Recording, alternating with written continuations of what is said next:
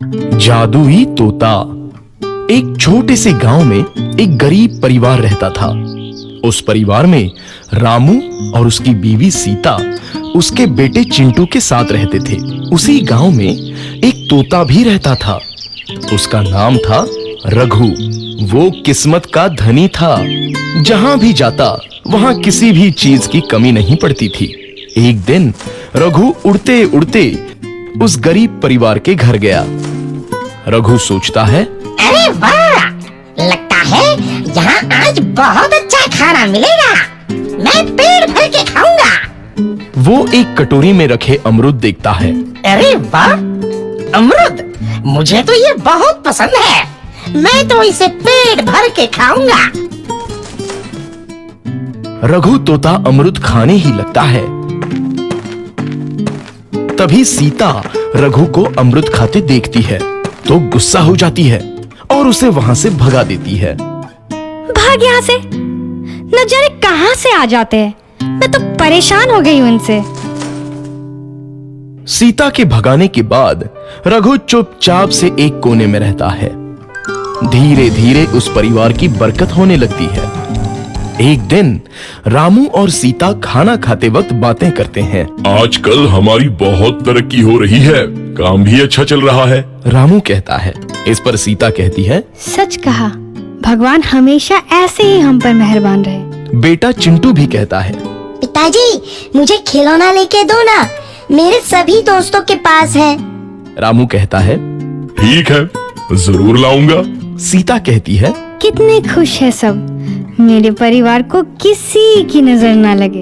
एक तरफ ऐसी बातें होती हैं तो दूसरी तरफ रसोई में रघु तोता भी अमरूद खाते रहता है। मजा आया, अमरूद खाया, मजा आया, अमरूद खाया, मजा आया।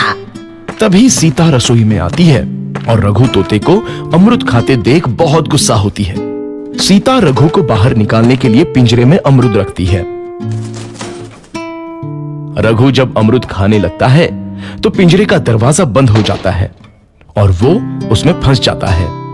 मुझे बाहर निकालो, मैं यहाँ फंस गया हूँ, मुझे बचाओ। अगले दिन सीता पिंजरा उठाकर बाहर दूर उस रघु को छोड़ देती है।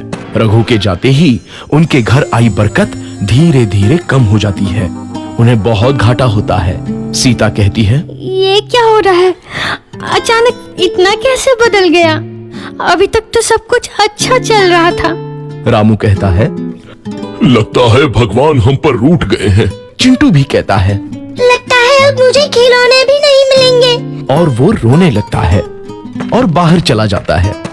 कुछ दिन बाद रघु तोता फिर से उस घर में आता है। वापस आया, मैं वापस आया। अब मैं जमकर अमरूद खाऊंगा।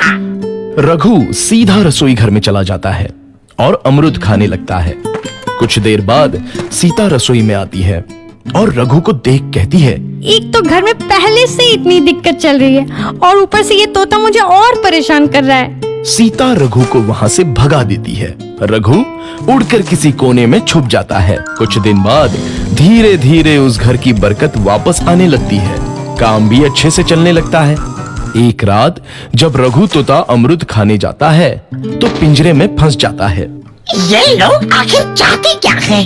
एक तोते को शांति से अमरूद खाने क्यों नहीं देते? मैं कौन सा चोरी कर रहा हूँ? बस अमरूद ही तो खा रहा हूँ। तभी रामू वहां आता है और पिंजरे में रघु तोते को देख उसे बाहर छोड़ देता है। ये तोता भी कितना जिद्दी है, बार बार वापस आ जाता है। जैसे ही रामू रघु को छोड़ देता है, अगले दिन से फिर से उनके घर की बरकत जाने लगती है।